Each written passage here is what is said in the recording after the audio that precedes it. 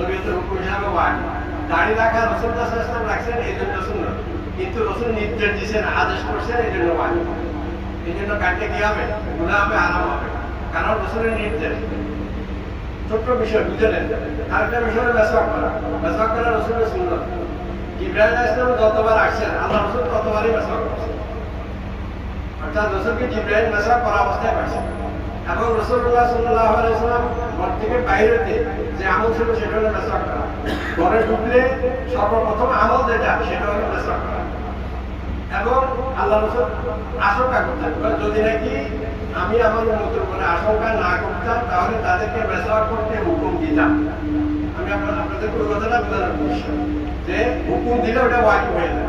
এই জন্য রাসূল মেসওয়াকের কি কারণে হুকুম দেন নাই? হুকুম না দেওয়ার কারণে মেসওয়াক সুন্নত রয়ে গেছে, ওয়াজিব কেউ পায় না।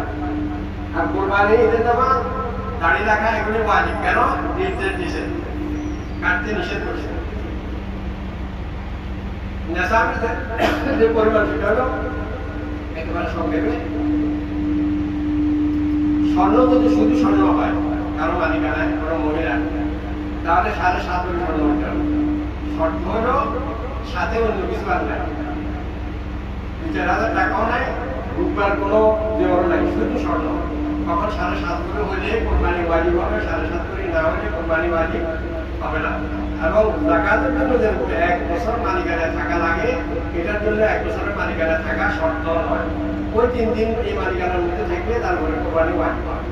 আর যদি নাকি মিশ্রিত সম্পদ হয়, কিছু জমা টাকা, কিছু রূপা, কিছু স্বর্ণ, তখন অল্প স্বর্ণ, সামান্য রূপার টাকা একসাথে যদি হয় তখন নেশাব করতে হবে স্বর্ণ উপরে নয়, তখন নেশাব করতে হবে রূপা অনুসারে 52 তোলা রূপা। সে অনুযায়ী চিন্তা করে 70-80 হাজার যদি কারো মালিকানা থাকে তারপর কোরবানি ওয়াজিব হয়ে যায়। প্রশ্ন আসতে পারে যে 70-80 টাকা কোনো রকম আছে, এখন ওখান থেকে যদি 15,000 টাকা দিয়ে ছাগল কিনে তার সম্পদের কি হয়ে যাবে? কম হয়ে যাবে। তো যে বেডিকে পালে, তার যে খরচ চালায়, সেইটাও চালাবে নিয়ে স্বাভাবিক। কেমন?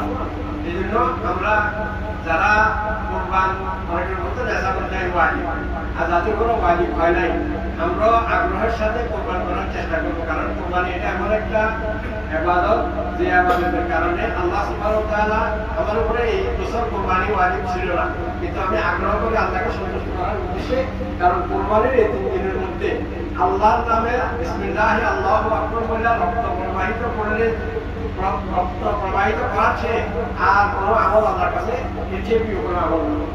কোরবানির 3 দিনের মধ্যে আল্লাহর নামে বিসমিল্লাহি আল্লাহু আকবার বলে রক্ত প্রবাহিত করা আল্লাহর কাছে যতটুকু সন্তুষ্টির কারণ, অন্য কোনো আমলে আল্লাহর সন্তুষ্টি করা না। এই জন্য এই ফজিলত শোনার পরে কেউ যদি নাকি ওয়াজিব হয় নাই কিন্তু এরপরে সে কোরবানি দিতে চায় বা দেয়, তাহলে পরবর্তীতে আল্লাহ সুবহানাহু ওয়া তাআলা তাকে কোরবানি করার তৌফিক দিবেন। এই জন্য আমরা আগ্রহ সহকারে কোরবানি করার চেষ্টা করবো ইনশাআল্লাহ। আর আয়েশা রাদিয়াল্লাহু আনহা উম্মুল মুমিনিন وعمل عبدين من عمل يوم النحر يحب الى الله من اهراق الدماء। কথা বুঝাই, হযরত আয়েশা রাদিয়াল্লাহু আনহা হাদিসে বর্ণনা করেন যে কুরবানির দিনের মধ্যে আল্লাহ সুবহানাহু ওয়া তাআলার নিকটে রক্ত প্রবাহিত করাটাই হলো সবচেয়ে প্রিয় আমল। ওয়াইন্না লাতাতি ইয়াউল কিয়ামতি ইয়াকুলুনিয়া ওয়া আশারিয়া ওয়া আল্লাহিয়া, কিয়ামতের ময়দানে এই যে পশুটি আমি কুরবান করি, এই পশু তার তার শিং এবং তার যে পশম এবং তার যে খুঁট, অর্থাৎ সম্পূর্ণ টুকরা হইয়া কিয়ামতের ময়দানে এরা উঠবে, আমার আমল নামায় যোগ হবে। وإن الدم لا يقع من الله بمكان قبل أن يقع من الأرض تطير بها نفسها।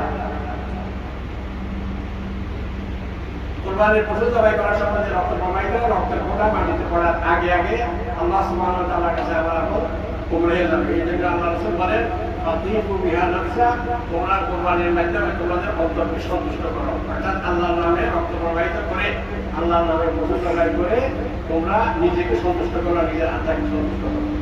বারাকাল্লাহু লানা ওয়া লাকুম ফিল কোরআনিল আযীম ওয়া নাফা'না ওয়া ইয়্যাকুম বিল আয়াতি ওয়াল যিকরিল হাকীম। ইন্নাহু তাআলা জাওয়াদুন কারীমুন মালিকুন গফুরুর রহিম। আস্তাগফিরুল্লাহ লি ওয়া লাকুম ফাস্তাগফিরুহু ইন্নাহু হুয়াল গফুরুর রহিম।